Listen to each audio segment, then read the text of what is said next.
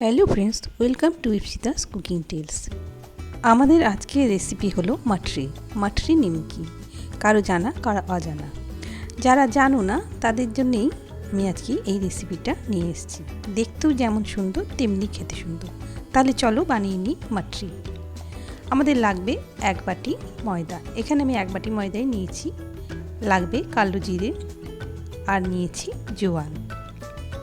এছাড়া মাখার জন্য নিয়েছি রিফাইন অয়েল বা ময়াম দেওয়ার জন্য নিয়েছি রিফাইন অয়েল আর নিয়েছি বিট লবণ।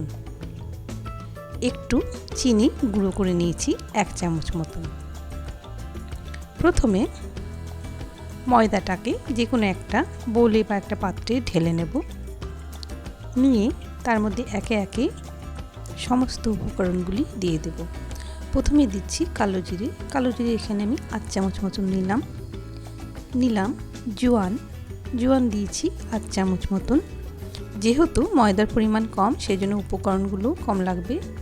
ময়দার পরিমাণ বাড়ালে উপকরণগুলি বাড়াতে থাকবে। নিয়ে নিলাম বিট লবণ সামান্য দিলাম এবং গুঁড়ো করে রাখা চিনিটাও 1 চামচ মতন দিয়ে দিলাম। এবারে সমস্ত শুকনো মশলাগুলো ময়দার সাথে ভালো করে মাখিয়ে নেব, যাতে সমস্ত অংশে ভালো করে মশলাগুলো চলে যায়। এবারে রিফাইন অয়েল 2 টেবিল চামচ মতন এর মধ্যে ময়াম দিলাম। ময়ামটা দিয়ে হাত দিয়ে ভালো করে পুরো ময়দাটার সাথে মেখে নিতে হবে, যাতে সমস্ত ময়দাটা ভালো করে ময়াম যায়। ময়ামটা এমন হবে যাতে মুঠো করলে ময়দাটা এক জড়ো হয়, অর্থাৎ বেশ খাস্তা ময়াম হবে। এবার এর মধ্যে অল্প অল্প করে জল যোগ করে আমরা ময়দাটা ভালো করে মেখে নেব। না ময়দাটা হবে খুব শক্ত মাখা, না হবে খুব ঢিলে মাখা। মোটামুটি মাঝারিভাবে ময়দাটা মেখে রাখতে হবে। দেখুন মোটামুটি 1/2 কাপ মতন জল, মানে ছোটো কাপের 1/2 কাপ মতন জল আমার 1 বাটি ময়দাতে লেগেছে। এবং ময়দাটা কীরকম মাখা হয়েছে দেখেই বোঝা যাচ্ছে। এর মধ্যে সামান্য তেল দিয়ে বুলিয়ে আমরা ময়দাটা একটা সুতির কাপড় দিয়ে ঢাকা রেখে দেবো 1/2 ঘন্টার জন্য। 1/2 ঘন্টা পর ফিরে আসলাম। ঢাকা সরিয়ে আমরা ময়দাটাকে আবার একটু হাত দিয়ে মেখে নিলাম। খুব জোরে নয়, আস্তে আস্তে এটাকে একটু মেখে নিলাম, যাতে ময়দাটা একটু নরম হয়। এরপরে হাত দিয়ে ময়দাটাকে একটু লম্বা মতন আকার দিয়ে নিলাম। তারপরে যে কোনো একটা ধারালো ছুরি দিয়ে ময়দাটা আমরা সমান 4 ভাগে ভাগ করে নিলাম। ময়দার পরিমাণ যদি খুব বেশি হয় এই ভাগটা আরও বেশি হয়ে যাবে। প্রত্যেকটা অংশ থেকে একটা করে গোল লেচি বানিয়ে নিচ্ছি। নিয়ে এগুলোকে একটু ময়দা ছিটিয়ে বেশ পাতলা করে বেলে নেব। ময়দা বেলতে অনেক সময় ক্রমাগত ছোট হতে থাকে।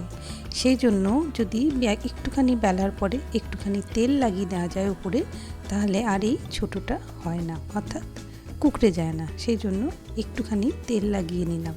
দেখো এবার আর ছোটো হবে না। এইভাবে বেলতে বেশ পাতলা করে নেব এবং ধারগুলো যেন বেশ পাতলা হয়। মোটামুটি 1 সাইজের করে 4টে লেচি আমরা বেলে নেব।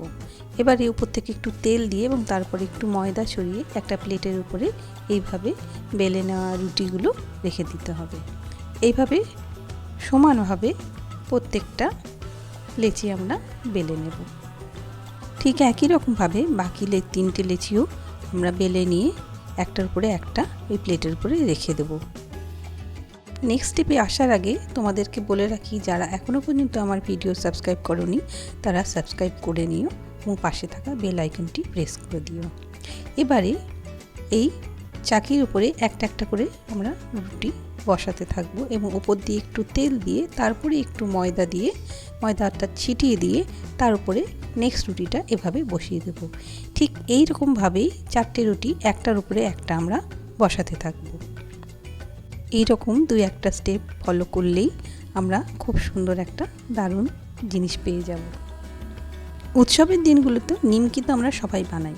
নতুনত্ব রকমের এই মাঠরিটা বানালে দেখবে দেখতেও যেমন ভালো হয় এবং বাড়িতে থেকে কেউ আসলে বা গেস্ট আসলে তাদেরকে এটা সার্ভ করতেও খুব ভালো লাগবে। খুব সুন্দর দেখতে হয় তো। 4টে রুটিকে একটার উপরে একটা আমাদের বসানো হয়ে গেছে। এবার ধারগুলো একটু টেনে আমরা সমান করে দিলাম, যাতে একটাও অসমান না হয়ে থাকে। এবারে এই মোটা লুচিটা বা রুটিটা আমরা একটু পাতলা করে যতটা বড় করা যায় সেরকম বড় করে বেলে নেব। মোটামুটি এই চাকির সমান করে বেলে নেব। ধারগুলো যেন পাতলা হয় সেইভাবে আমরা টেনে টেনে এটাকে ভালোভাবে বেলে নেব। যদি বেলতে অসুবিধা হয় আবার একটু তেল লাগিয়ে ময়দা ছড়িয়ে দেবেন, তাহলে পারফেক্ট বেলা হবে। পুরো বেলা হয়ে যাওয়ার পরে দেখো একটা ধারালো ছুরি দিয়ে আমি এটাকে মোটামুটি 16টা টুকরো করে কেটে নিলাম। বেশি বড় বড় টুকরো কাটলে মাঠরিগুলো দেখতে ভালো হবে না, তাই জন্য সরু সরু এরকম লম্বা আকারের কেটে নিয়েছি। দেখো আমাদের পুরোটা কাটা হয়ে গেছে। এবার মাঠরিগুলোকে বানাবো। একটা অংশ নিয়ে এসে চওড়া দিক থেকে যতটা সম্ভব শুরু করে মুড়ে নিলে আমাদের মাঠরি তৈরি, এবং শেষ প্রান্তটা একটু জল দিয়ে জুড়ে দেবো। ঠিক সেকেন্ড স্টেপটাও এভাবে করছি। ময়দা যেহেতু আবার একটু ছোট হয়ে যায় সেই জন্য একটু বেলে নিলাম এবং আবার করে চওড়া দিক থেকে আস্তে আস্তে রোল পাকিয়ে নিয়ে শেষ প্রান্তটা জল দিয়ে জুড়ে দিলাম। দেখো এভাবে বানিয়ে নিচ্ছি সব মাঠরিগুলো। কি সুন্দর দেখতে হয়েছে না? এবারে তেল মোটামুটি গরম করে এর মধ্যে মাঠরিগুলো আমরা সব একে একে ছেড়ে দিলাম। আঁচ কিন্তু একদম বাড়ানো যাবে না এবং তেল কিন্তু একবারে খুব বেশি গরম হবে না। তেল মোটামুটি গরম হবে এবং সেই অবস্থায় মাঠরিগুলো ছেড়ে দিয়ে আমরা লো ফ্লেমে মাঠরিটাকে ভাজতে থাকবো। ভাজতে ভাজতে আস্তে আস্তে মাঠরির একটা কালার নেবে। আস্তে আস্তে এটা ব্রাউন কালার হবে এবং নিজের থেকেই যখন এটা ব্রাউন কালার হয়ে যাবে তখন বুঝতে হবে আমাদের মাঠরিগুলো ভাজা হয়ে গেছে। মাঝে মাঝে নেড়ে দিতে হবে। দেখো মাঠরি আমাদের একদম তৈরি।